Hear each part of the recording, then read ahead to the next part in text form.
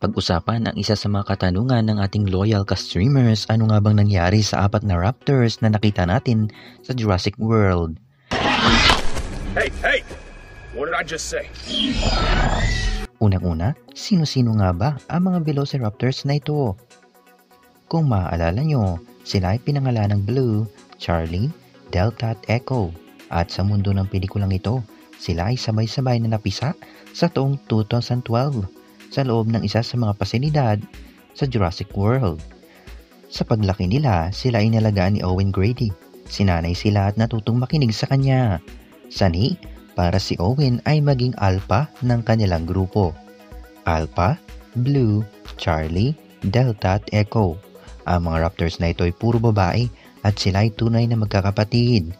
Minsan na nilang muntik na atakihin ang isa sa mga trabahador sa kulungan at nakuhang tulungan ito ni Owen. Matapos mangyari ang pagkawala ng Indominus Rex sa kanyang kulungan dahil sa wala ng ibang paraan, nagpasya si Owen na gamitin ang mga raptors sa paghanap sa Indominus Rex. At hindi kagandahan ang nangyari.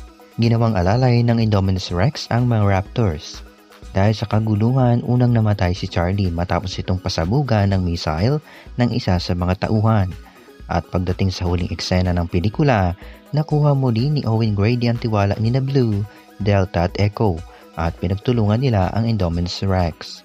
Sa laban, sa hindi inaasahan, inihagis ng Indominus Rex si Delta sa burner dahilan upang siya ay masunog at mamatay. At sumunod naman ang pagkagat nito kay Echo at paghagis dahilan upang ito ay mamatay. Ang galaw na ito ay minsan ang ginawa ng T-Rex sa pelikulang Jurassic Park.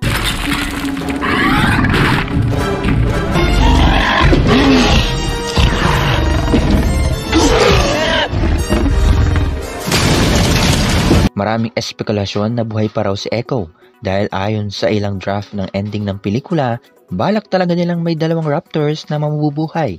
Pero hindi nila ito itinuloy.